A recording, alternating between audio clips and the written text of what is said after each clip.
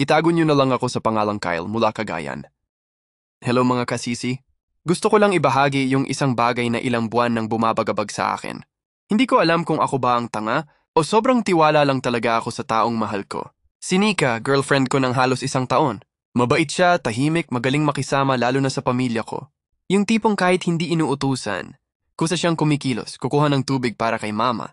Aakyat para kunin ang naiwan ni ate, minsan siya pa ang nagluluto kapag may handaan. Sa totoo lang proud ako sa kanya. Pero sa likod ng lahat ng yun, may mga bagay palang hindi ko napansin agad. Mula pa nung buwan ng Disyembre, may mga nawawala na sa bahay. Minsan bracelet ni ate, minsan ball cap ni papa, relo ni mama, perfume ni kuya, kahit charger o simpleng ballpen.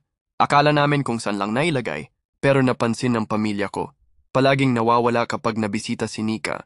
At ako yung nagalit sa pamilya ko dahil pinagdududahan nila ang girlfriend ko. Tinawanan ko lang. Sabi ko, hindi siya ganun. Hanggang sa isang gabi, hinatid ko si Nika sa bahay nila at nagpasya kaming dun na muna magpahinga. Naliligo siya habang nakahiga ako sa kama. Nang hinahanap ko yung charger ko sa bag niya, napansin ko yung drawer sa gilid ng kama na medyo bukas. Tinakpan ko na dapat pero parang may kumurot sa loob ko. Hindi ko inasahan ang nakita ko.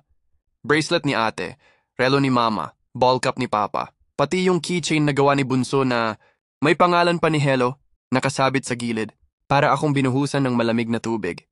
Paglabas niya ng banyo, hinarap ko siya. Hindi na ako nagpaligoy-ligoy pa. Bakit nandito lahat ng gamit namin? Umiyak siya agad, umamin, sabi niya. Nasaktan daw siya sa mga narinig niya dati sa bahay. Yung tipong di siya bagay sa akin. Mukha siyang mahirap o baka pera lang ang habol. Pero sabi ko, hindi sapat ang sakit na naramdaman niya para gawin yon. Ang pinakamasakit, sabi niya, naiinggit siya. Breadwinner siya. Lumaki siya na lahat ng gusto niya ay laging ipinagpapaliban. At ngayong may access siya sa mga bagay na yon, naisip niyang kuhanin na lang, kahit hindi sa kanya. Sinubukan ko siyang intindihin. Kinausap ko, pinaalala ko na mahal ko siya at hindi niya kailangang kumuha ng hindi kanya para lang mapatunayan yon. Pinatawad ko siya. Pero makalipas ang ilang linggo, may nawawala na namang gamit. Doon na ako natahimik. Kasi pag pinatawad mo ang taong nanakit sa'yo at inulit pa rin nila, hindi ka na lang nasasaktan, parang nilalamon ka na ng hiya at galit sa sarili. Kaya ito ako ngayon.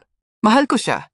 Pero pag-ibig pa ba ito kung halos araw-araw, kinu-question mo na ang tiwala mo?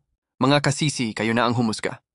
Ang taong nagkamali, dapat bang bigyan ng pangalawang pagkakataon kahit paulit-ulit?